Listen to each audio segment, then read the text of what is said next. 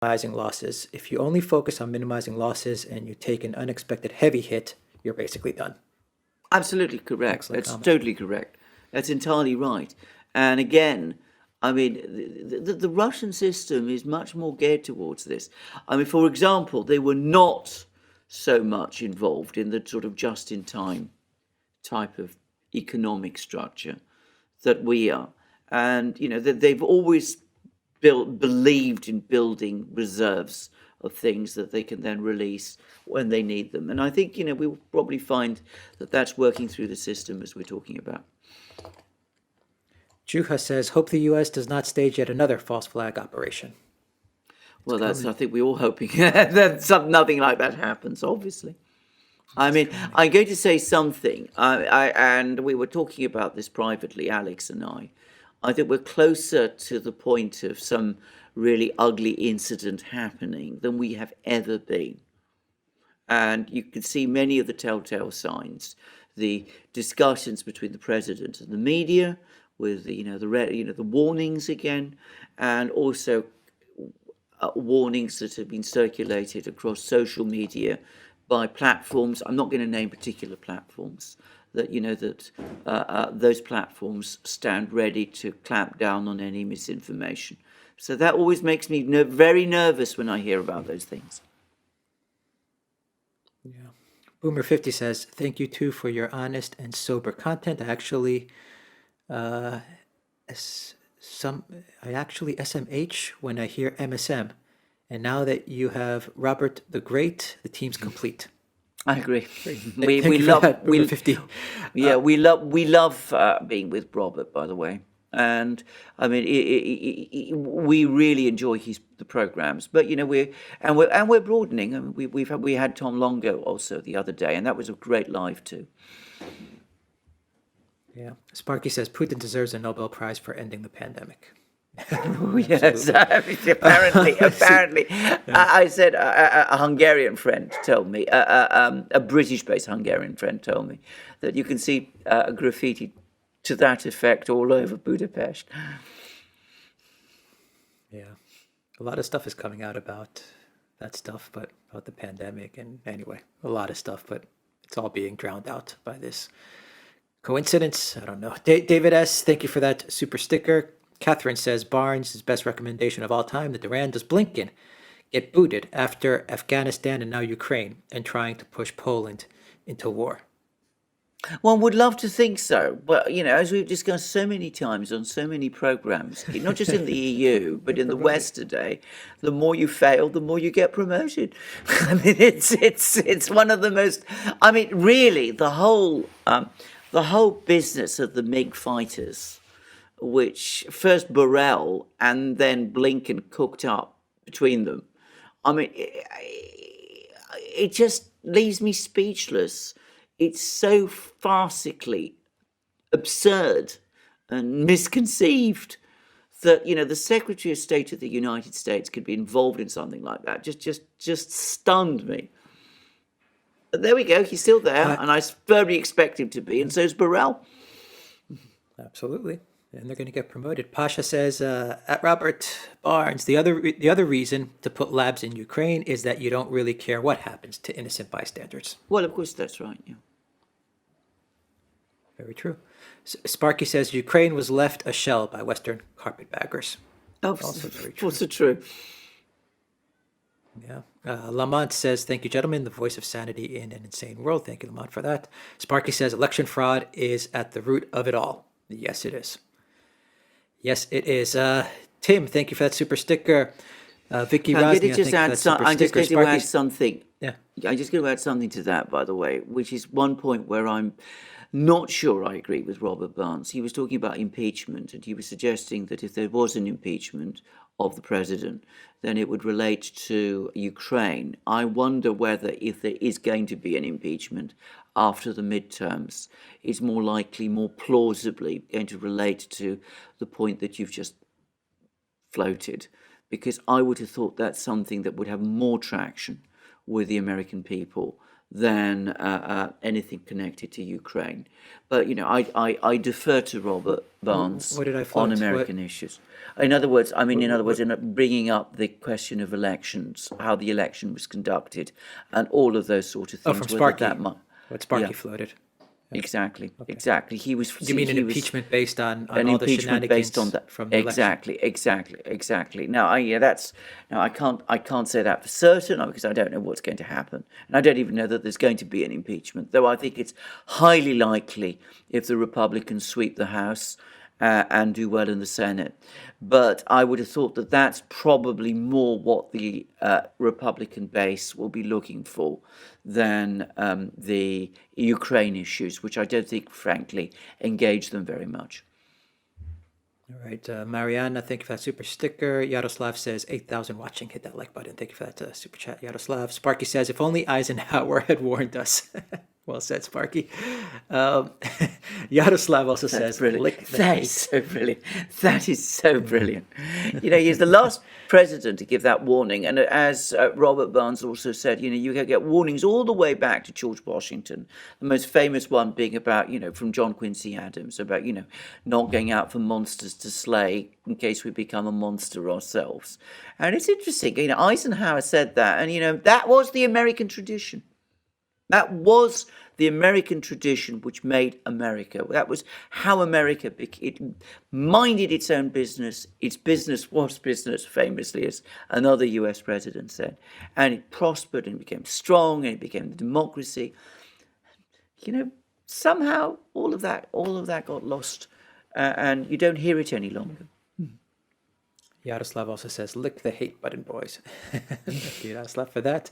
And Sparky says, I wonder if Pompeo still has Trump fooled. I don't think so. I think the two have parted their ways, actually. But that's my own guess. We'll see what Trump does. We'll see how it turns out. Yeah, Trump's making a lot of statements with this conflict. And, Absolutely.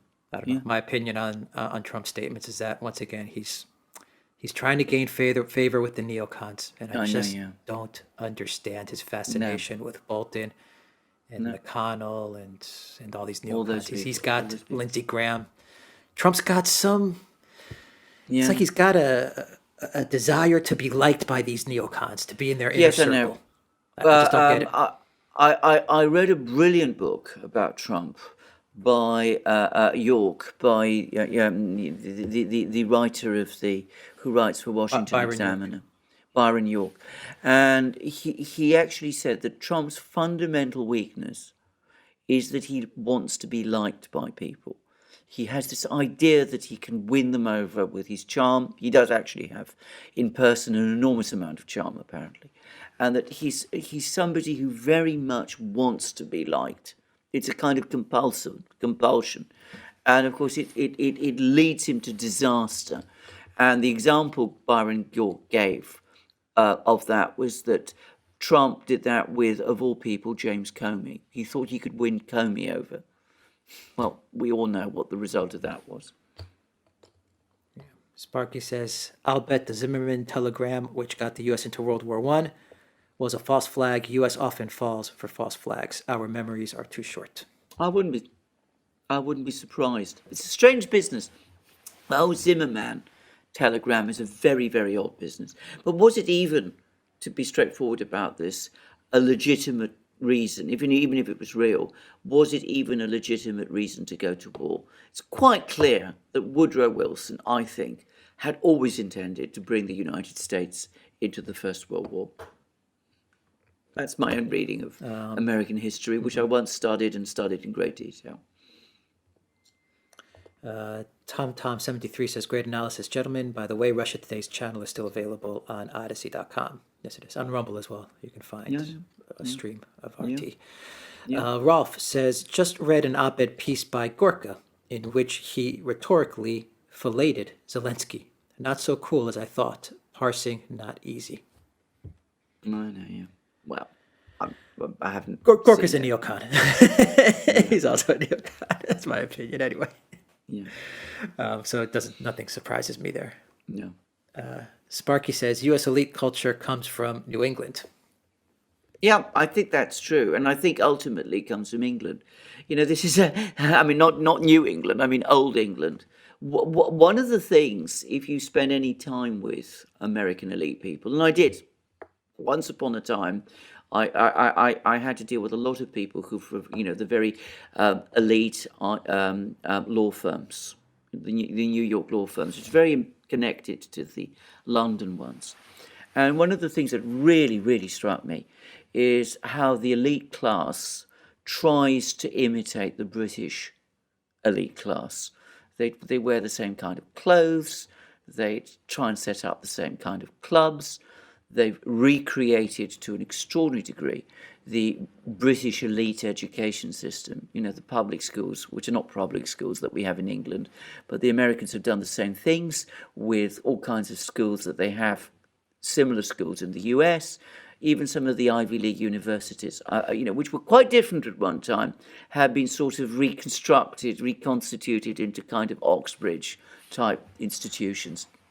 And going back to that comment I made with Robert Barnes about the impeachment, especially the first Trump impeachment, I was really quite amazed at how the extent to which people were citing English precedents in relation to impeachment proceedings, as if impeachment in the United States was anything like what impeachment was like in Britain before the 19th century.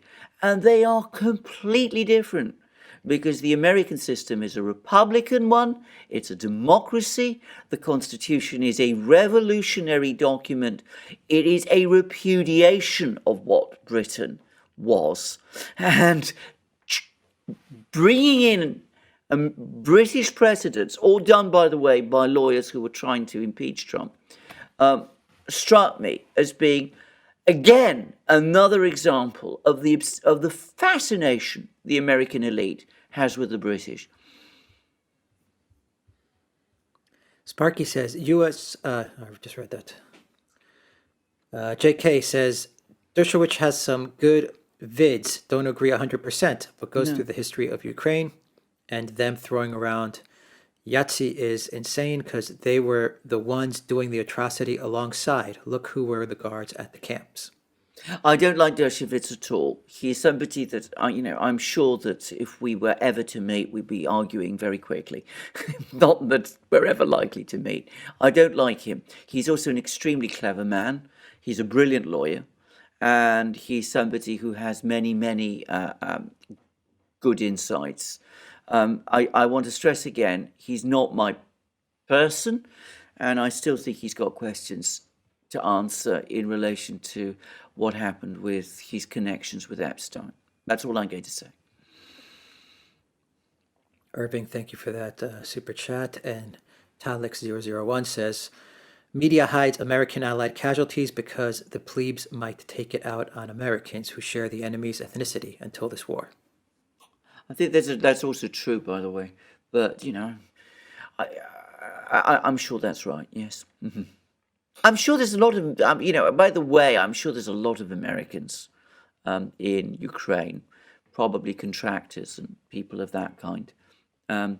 Sooner or later, some of them will be captured. Yeah. Sparky says, Putin and Modi may be the last hopes against globalism. I think there's some point in this, actually. I mean, India has really excelled itself in this crisis. No doubt about that. JK says, oh yeah, the whole denial thing that Yahtzee problem is Russia lies is crazy because there is a statue in street of Bandera plus media covered it 1 year ago. Yeah, it's true. I know, absolutely. This is all completely true. It's all over the place. I mean, this is hidden in plain sight, if I can put it like that. I mean, I'm not, I don't want to give the impression that more than a very small minority of Ukrainians are of those views. But though it's a small minority, it's a much bigger minority than you'd find anywhere else. And it's a very powerful one. Very powerful. And it's very integrated in the state structures. Yeah. From Odyssey, we have Kurwas, who sent us an Odyssey super chat. Thank you very much for that, Kurwas. And Waldo says, "I wish there was a way to communicate these ideas to the brainwashed masses." Well, we can I only do agree what on we that do. one. I agree with I that wish there too. was a But I way. mean, Uh, I get to say yeah. something. I think in theory, I've been, following very closely the sort of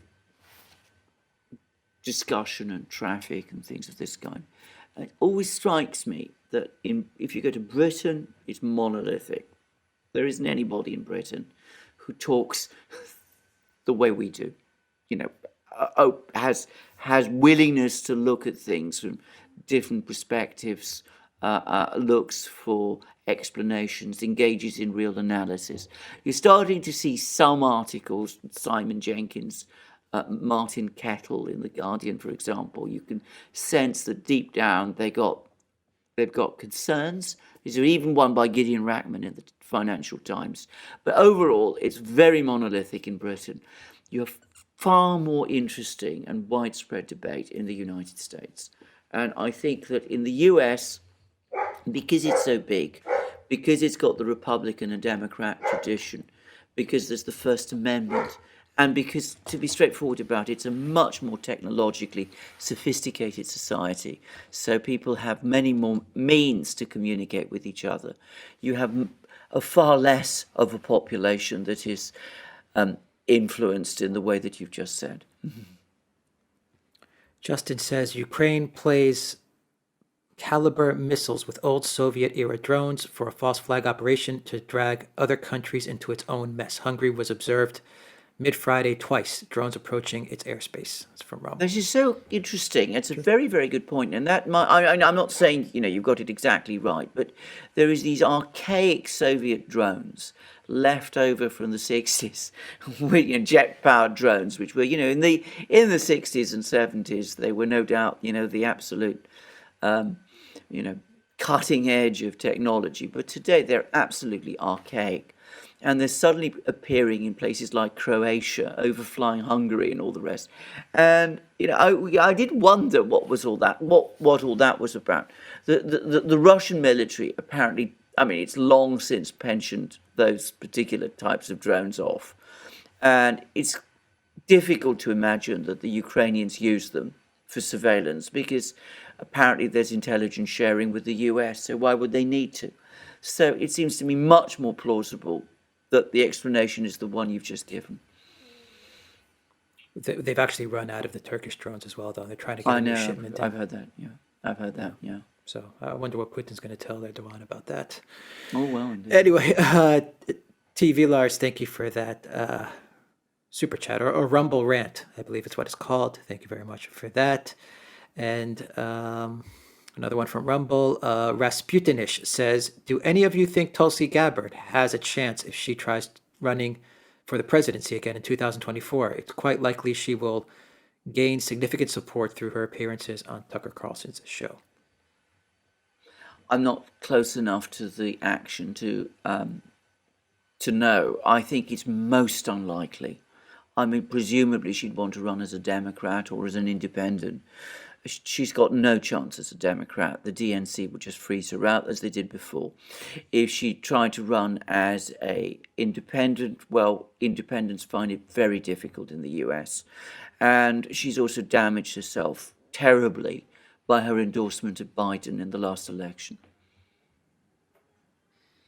I don't even know if they'll let Trump run.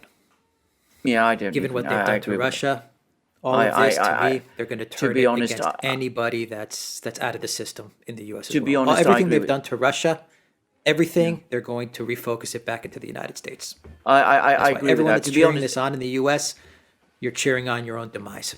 Can I just say something? I agree with that completely. And there's this individual, I'm not going to name him because I don't have his permission, but both Robert and I are on his very extensive mailing lists, and he's been making exactly that point. Yeah. Lechat, thank you for that super chat. Barbara Cavallo, thank you for that super sticker. J.K. Wynn says, I'm sure a deal with Putin will be after the $14 billion of aid gets sent and distributed throughout all the banks and shell companies, then watch for book deals. Exactly correct. This is so true. mean, Ukraine has received billions. I mean, if it had been used in the way people said, it would be a rich country. It should be a rich country anyway. Just pouring more money in that like that. You know what it reminds me of? It reminds me again of Afghanistan.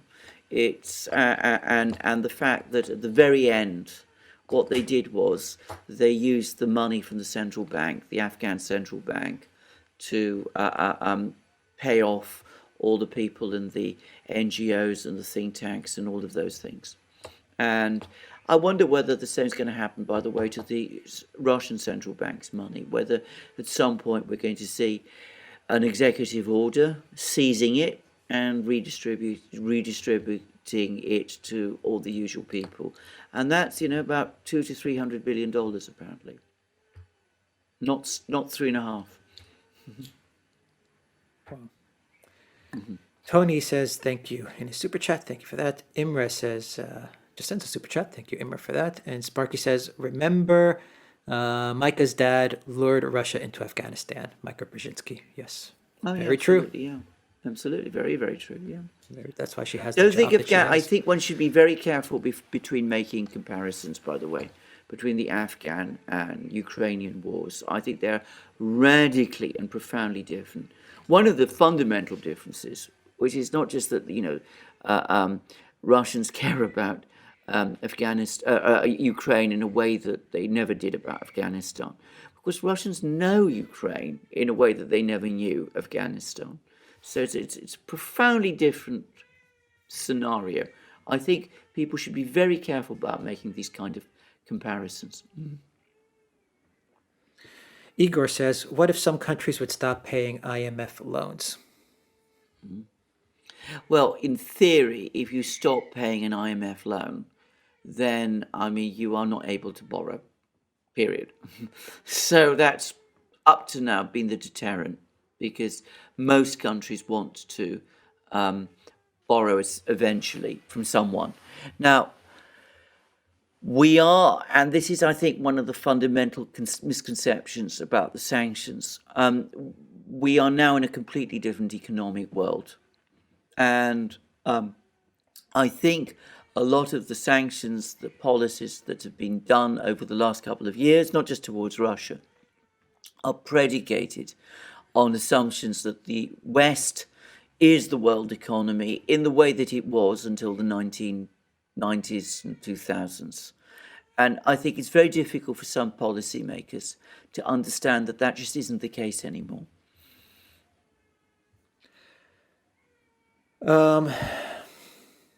If that money, that central bank money, is seized in order to pay off the bankers and the elite class, if it's seized from Russia, which is something that they may do, like they did to Afghanistan, what does Russia do in retaliation? Does it confiscate all the assets of the Western firms in Russia?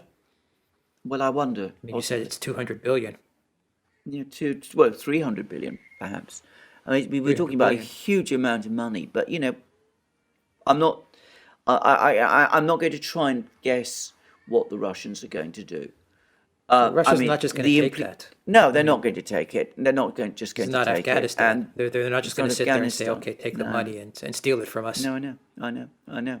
But the implications of doing something like that, even if the Russians were to do nothing, would be awesome. What they did already was awesome, but it would be even more awesome. Sparky says the few well-meaning elites lack the healthy cynicism of regular people, so they are easily bamboozled by their evil peers. Some people are like this. I feel a little bit. I've been watching Annalena Baerbock, who is, as I said, essentially, she's young, activist type. I think that's exactly right. I think she's led along. She believes that she's on the side of good and right. She doesn't have that worldliness that you really need in order to really run things well.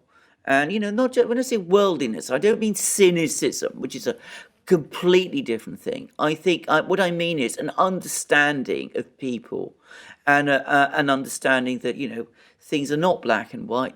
people have their rights, people have their concerns, and you have to work with people in order to achieve good outcomes. And I think that some of these, I'm not, I don't know, maybe I'm being too generous to Pitbull, by the way, but I mean, I think there may be some element of that in some of the reactions that we're seeing on the part of some people. But if we're talking about the elite as a whole, then be very clear, they are profoundly cynical people. The very fact that they don't report to us about some of the things we've been talking about, the Azovs and all that, I mean, that tells you that they know exactly what they're doing. Dunkachino says, is Indian news the most objective in this conflict? Is Indian news the most objective in this conflict? I haven't been following it very much, if I have to say. It's pretty objective. But I think it's been pretty balanced, absolutely, and very objective, actually. There was an Indian journalist who went around Kiev and debunked one story after another. And of course, we haven't seen anything of his reports in the West. Bauke says, can we get a brief evaluation of Olaf Scholz? I can give you a very brief evaluation of Olaf Scholz.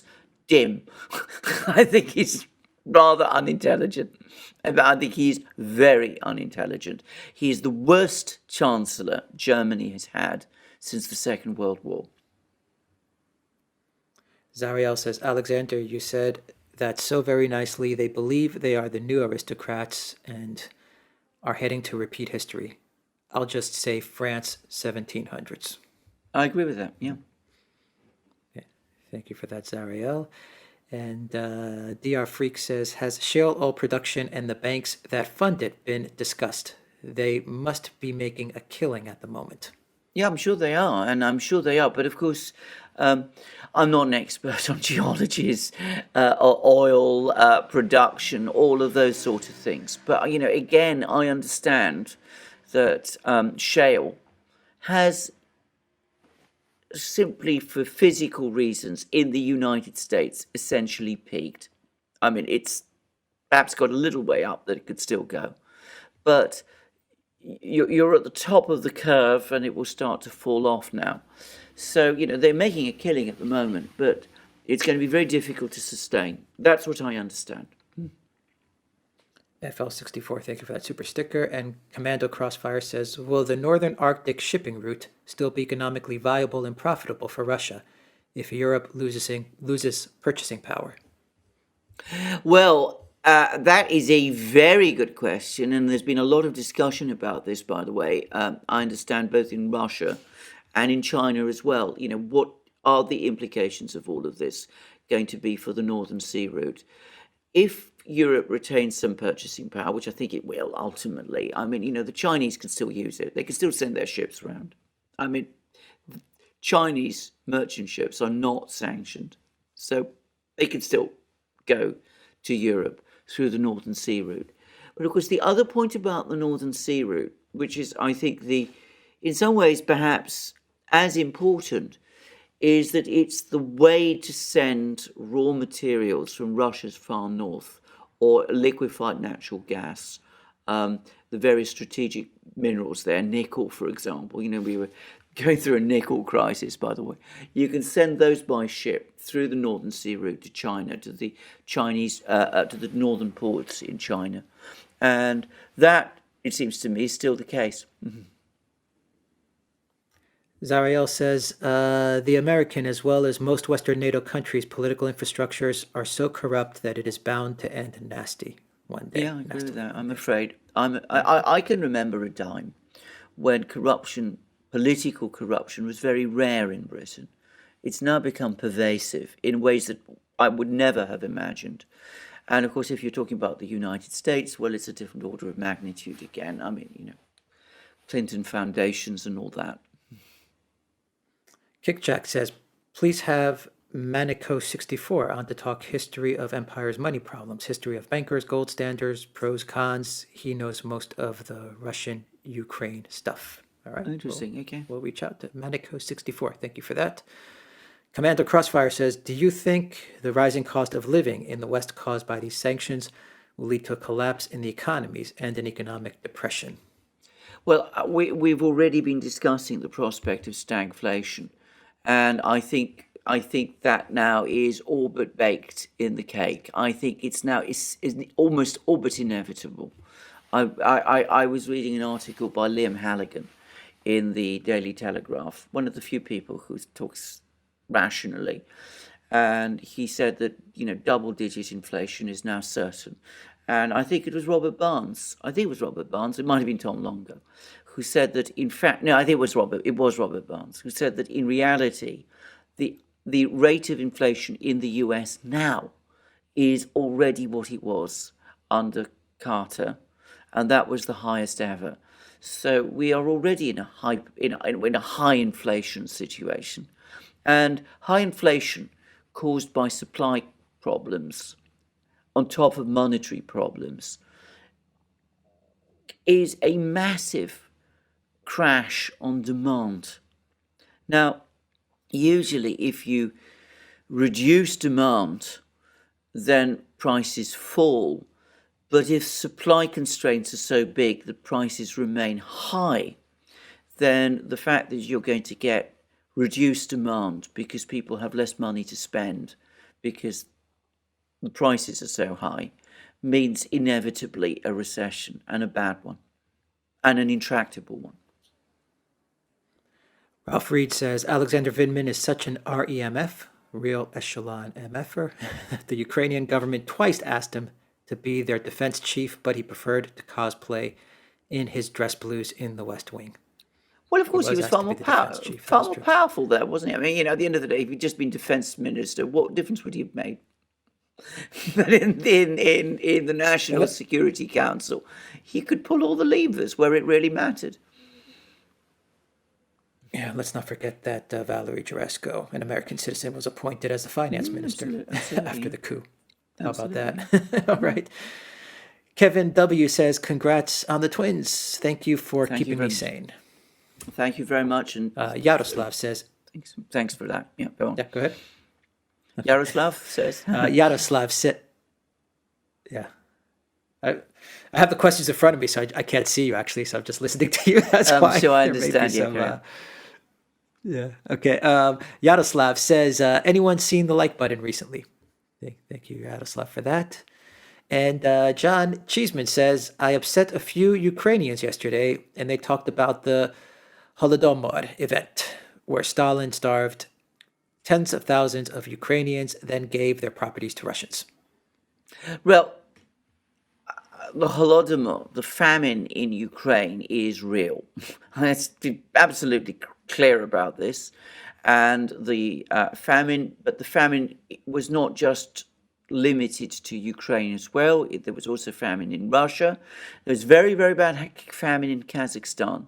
And it was all driven by Stalin's policy of collectivization. In other words, seize the peasants' lands, their plots of land, and force the peasants into collective farms where they would share all their land together. And peasants opposed it all over the former Soviet Union, and many of them killed their livestock, and many of them resisted being pushed into these collective farms, and it caused massive disruption to agriculture across the Soviet Union, and the result was a famine. Now, was this done by Stalin specifically targeting Ukrainians? I have to say, I am skeptical. I've always taken the view that Stalin did this not because he was a Russian nationalist. Remember, he wasn't even Russian, he was Georgian. I think he did this because he had a class ideological perspective. He wanted to destroy private property in Russia. He wanted to destroy the private property owning peasant class in Russia. And that was why he drove them all into collective farms. And when you say that he gave the property of the peasants in Ukraine to Russia, that's new to me, to Russians. That's new to me. What he did was he created these collective farms. And that happened in Ukraine, it happened in Belarus, it happened in Russia, it happened in the Caucasus, it happened in Central Asia, it happened in all parts of the Soviet Union. the people who gained control of the land were, in effect, the Communist Party and its apparatus. Guy says, is there evidence besides the Victoria Nuland call that implicates the U.S. in the 2014 Ukraine revolution? Oh, I think there's ample Tons. evidence. I mean, the tons. I mean, for heaps. I mean, John even McCain admitted showing the up on five- Maidan. Absolutely, absolutely. I mean, European officials also, along with American ones. I mean, you could. Richard Sackwer has written a good book on this. I mean, there's lots of it. I don't think this is really controversial. Yeah, I think if you were to ask Obama or Joe Biden, was there a coup in Ukraine? They would say, yeah, absolutely. Yeah, I mean, absolutely. in so many words. Yeah. They may, deflect a little bit, but, I don't think Yeah. this is controversial at all. Yeah. G Jetta says, yesterday the White House briefed 30 TikTok stars on the war unfolding in Ukraine, from the West Wing to TikTok. These are not serious people. I absolutely agree with this. I mean, this is silly. I mean, in these giant events, but what it does show again is the extent to which they're overwhelmingly focused on PR, these guys. I mean, everything revolves around PR for them. Gossip, rumors. This is the war they're Absolutely. fighting. Yeah. Gossip, Absolutely, yes. rumors, hate, Well, censorship. Well, I have to say, I read, I go to, we try to go to try to establish what's actually going on in the war. And by the way, we look at multiple sources. I mean, we don't just go to any from any one particular country, and it's not easy. But then I go to the British and American media, and it's all anecdotal. It's all, person does this here, person does that there. Somebody, turns back the Russian army, waving a broomstick or something. I mean, obviously I'm being a bit, I'm over egging it, but you don't get a real sense of what's going on in terms of the military balance and the strategies. Alex, by the way, has done another brilliant update in which he made precisely that point again about the fact that, they talk about a war in one place, and when the actual war is being fought in another, they talk about, the situation in Kiev. They focus on Kiev. They don't look at the real place where the real fighting is going on, which is in eastern and southern Ukraine. Marian says, please explain what's going on with the government sanctioning Roman Abramovich. I've heard it's because he supports Putin. A scary time to have all this hatred for Russia and Russians.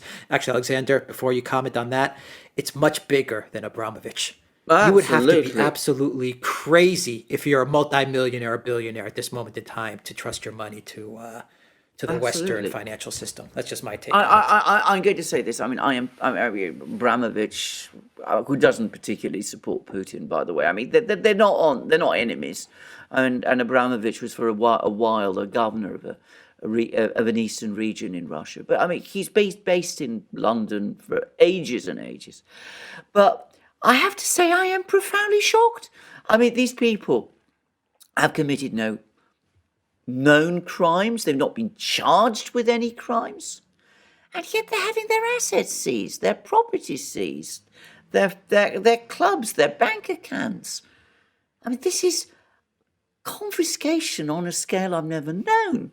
And there's no legal recourse, apparently, because sanctions can't be challenged, so it seems, in courts. I mean, it's just astonishing things, and it is the collapse of any respect for private property rights. And it's discriminatory as well, because it's targeted at the moment on one ethnicity.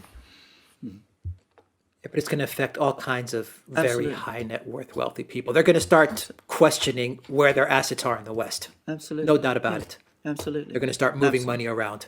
Absolutely, yes. That's exactly what they're going to do. JHW says Russia has said the seizing of the Russian central bank funds is a default. Is it possible to wind up the banks that defaulted?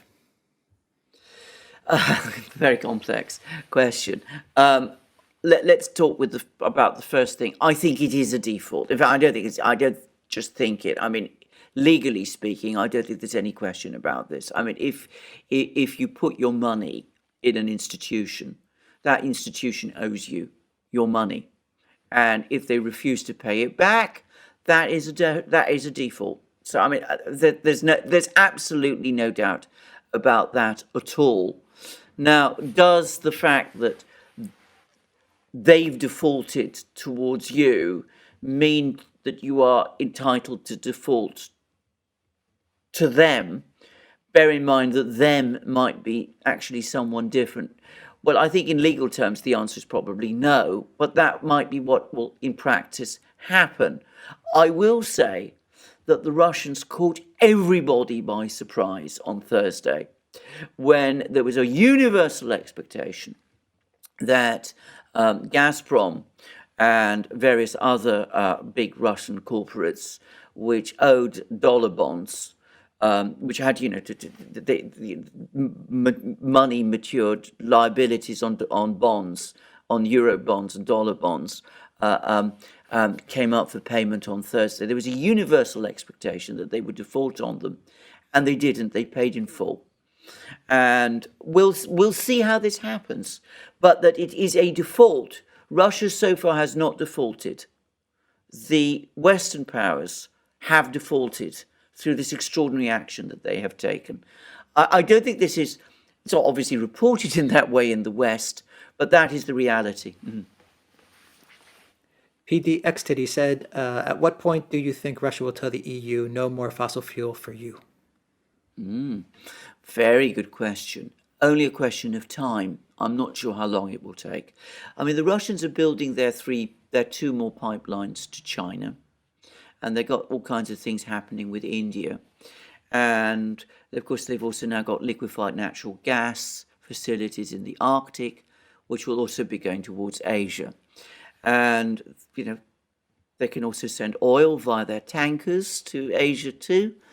I think that they will be careful not to hurt themselves by rushing too quickly to do this. I think they calculate, rightly, that, keeping money flows into Russia is probably of more use to them. And in the meantime, the Western powers are already hurting themselves by higher energy prices. So what I think the Russians are going to do is I think they're going to gradually unravel all the contracts, as the long-term contracts start to expire. They won't be renewed, and within a period of time, and it won't take long, a year, two, perhaps, we will see no more Russian oil or gas heading to Europe. That's my prediction. Ronald says Alex Berenson claims that the biolabs were just make-work programs for unemployed Russian pathology scientists who they were afraid would work for the Iranians. And why keep them secret? After 30 years, since the end of the Soviet Union, you have to keep this going for 30 years? I find that, frankly, an unbelievable argument.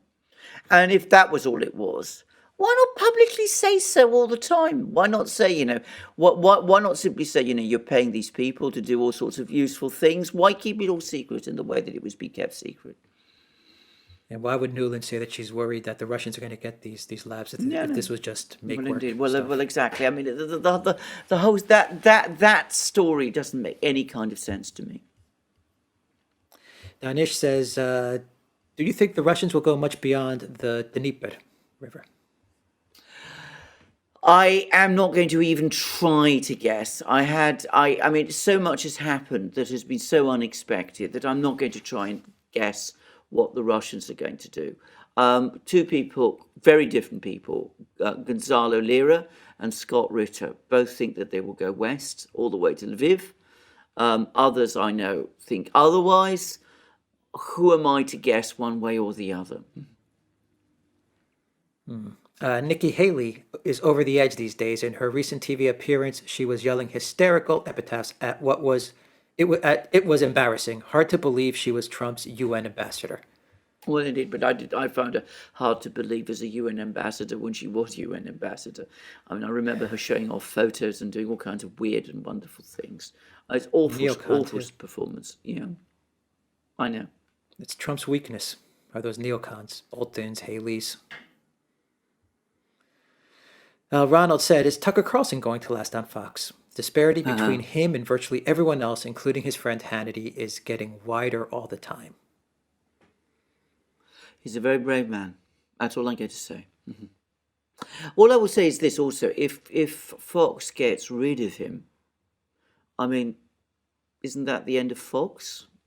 Maybe I'm exaggerating. I mean, I don't know, but I think I know a lot of people who go to Fox because Tucker is on it. Exactly. JHW says long supply chains will start to collapse if this inflation continues, as corporates that have fixed price contracts start to go bankrupt because they cannot afford to fulfill them. I wonder whether you've actually worked in logistics or perhaps in the legal side of logistics, because you've made an extremely good point. I used to work in logistics on the legal side, but you're absolutely right. And you're starting to see, as a result, because prices are rising and people are on fixed, some contracts are on fixed prices, the whole thing begins to become jumbled in a high inflation environment. And you start to see things start to seize up. And it's going to be exactly as you say. People don't understand that one effect of inflation is that it creates shortages. And that, of course, gives another spike to inflation. Eventually, things get unscrambled or an even higher price. And then, of course, that recreates the whole problem all over again.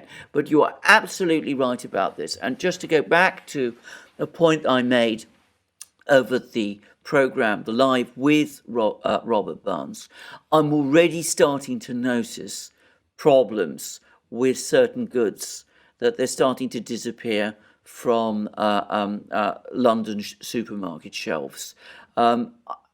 I had to spend, my wife and I had to spend several days to get adequate supplies of baby milk.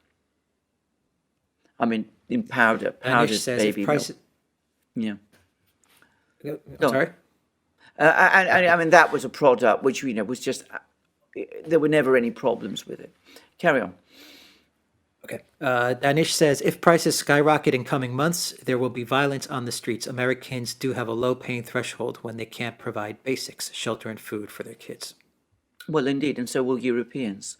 And I gather there's already rumblings in Italy, for example. Brian T1 says, if it's a long-term plan to ban Russian oil and gas coming to the U.S., then Biden needs to reopen the pipelines he's shut down. Yeah, no, absolutely. I completely agree. And maybe that's what he should have done. Maybe he shouldn't have been importing all that oil from Russia in the first place. I'm not a shill for the Russians. I mean, there's maybe what he needed to do, from an energy security point of view, was to keep the Keystone Pipeline going and to follow along with all the kind of things that, Trump before him was doing. I'm not an expert on these things, but maybe that was the correct way. All I'm saying is closing the Keystone Pipeline had consequences. Switching off Russian oil imports now also has consequences. And you sometimes have to make a choice. To govern is to choose. What Biden is doing is he's not prepared to make those choices. Danish, the govern is to choose, exactly. Danish says Carter's loss was that he appeared to be ineffectual over the occupation of the U.S. Iranian embassy. Failed special forces operation. Indeed, and it's not so very different from Biden. Can I make a simple point here? If the war ends in Ukraine in exactly the way that we have said, we're predicting, and I'm confident about our predictions, then he's going to look ineffectual as well, because the rationale for all of this is to prevent that. But he won't have prevented it. So what does he do then? The media is going to cover for him. Brian of T1 course they says, did, which they didn't for Carter. Again, that's another difference. In Carter's time, the media was still overwhelmingly Democrat, but there still was more independent thinking then than there is today. Yeah, Brian T1 says, I think the closer it gets to the truth coming out of Ukraine, the worse the propaganda gets. Absolutely, of course. Always does. It also doesn't just become the volume gets bigger, but it becomes more shrill. JHW says the City of London, for those that do not know, is not part of the UK. It's an independent city-state. The Queen is not monarch there and has to be invited in. That is Is that perfectly true? true. She is, well, not entirely true. She is monarch. She is, I mean, the City of London is part of Britain, but it has particular liberties which go back all the way to the early Middle Ages. And it's absolutely right. In order for the Queen to enter the City of London, she has to have an invitation from the Mayor and Corporation. So that is the point. Of course, it has its own police force. It has many of its own regulations, its regulatory structure. It's different from Wall Street. Wall Street is part of New York City, and New York City is part of the state of New York, which is part of the United States of America. The City of London is, to a very great extent, self-governing. I used to work. I used to work there, and I would just to say one thing. When I was working in the Royal Courts of Justice, the Royal Courts of Justice is located on the borderline between the City of London and London, which are politically two different entities. And the dividing line went right through my office, so I could literally sit with 1 foot in London and 1 foot in the city. Interesting. Lord Justicost says Zero Hedge title Biden NATO conflict would be World War III, warns Kremlin of severe price if chemical weapons used. Yes, the second part of that title that worries me. Yeah.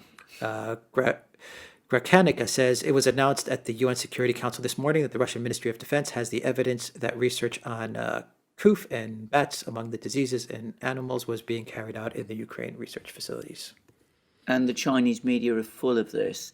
I'd have to see this information before I could judge it. And again, we come back to the point that Alex was making. Several countries, India, Brazil, Kenya, China, obviously, wanted more investigation. Unsurprisingly, some people didn't. Chola says, what about fortifying the elections? Do you think there can be a fair election again? Yes, but so much needs to be done before we get there. If it's going to happen that there's going to be a fair election, it will be in the United States because of the decentralized federal structure that there is there and the democratic tradition that there is there too. I mean, what was it that Robert Barnes was talking about? There's all a very tough Scots-Irish tradition in places like Tennessee, where he comes from. And I think that is a real factor in American politics. And of course, if America turns, everything else turns too. Yeah. Ronald B. says, how can you eliminate voter fraud in 2024? With great difficulty. Yeah. Can USA says, why do I see a world a year from now when the public in the West has moved on to the new crisis or fascination and they forget all about Ukraine? What I know for sure is the Russians will not forget, never. Absolutely correct. Excellent You're point. totally right. You're so right in what you've just said. It's, in the West, we've had this thing. It's the imperial Roman style of governance. Bread, well, we don't provide much of that anymore. We're providing less of that, but bread and spectacles. Peter H. Callan says, does Russia have the power to clean up the biolabs in Kazakhstan? Do they have the power to throw Chevron out?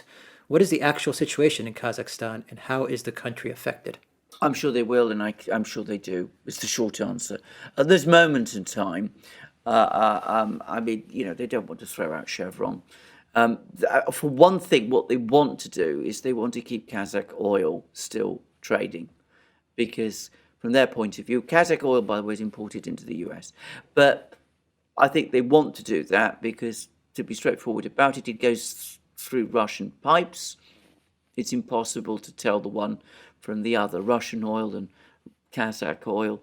And the administration has said, that it's not going to interfere with oil from Kazakhstan. But eventually they will clean it up. I have no doubt about that. JJHW says that Robert is correct. The Russians will have war-gamed everything. I'm sure she's sure they will, yeah. I'm sure he's right. And finally, Brian says to Robert, but I'm going to throw it to you, Alexander. Do you know what's happening with the Chelsea Football Club and all of this Oh yeah, stuff with yeah. Abramovich? What's I'm going to probably in happen a to them? better. I'm in a better position to answer that than Robert is because, of course, I live in Britain. But I'm going to sort of say that nobody really knows. I mean, it's up for a fire sale at the moment. But the big question is, can Abramovich actually sell? Given that he's sanctioned. So how exactly do you sell Chelsea Football Club when its owner might not be in a position to actually execute on a sale? So it's a very, very complex legal situation which nobody has thought of. But I mean, eventually, because Chelsea is one of the big football institutions in Britain. It's one of the big London clubs. I mean, Chelsea, Arsenal, Tottenham Hotspur, these are the sort of big London clubs. They're not going to let it fail because, of course, they do. I mean, going to have a lot of very angry Chelsea supporters in London. So they'll find a way through. But, of course, any new owner won't put the money into Chelsea that Abramovich did because they won't be as interested in it. And Incredible development. coming back to because what he's Russian. Alex, yes, and coming back to what Alex was saying, what super rich person is going to trust their money in Britain, buying a British asset anyway? Exactly. And not even super rich. I would say a lot of people that are just well off are going to start to reconsider Yeah. their investments in the London financial system. Yes. Yes. Yeah, absolutely. All right, an hour and a half of questions and answers. Wow, covered a lot of ground. A brilliant question. Thank you to everybody. Brilliant questions. Thank you to everyone who sent us these questions. And we'll leave it there. The duran.locals.com. Go to the Duran shop, 10% off. Use the code. Good day. Since we're talking about the city of London so much. Yeah.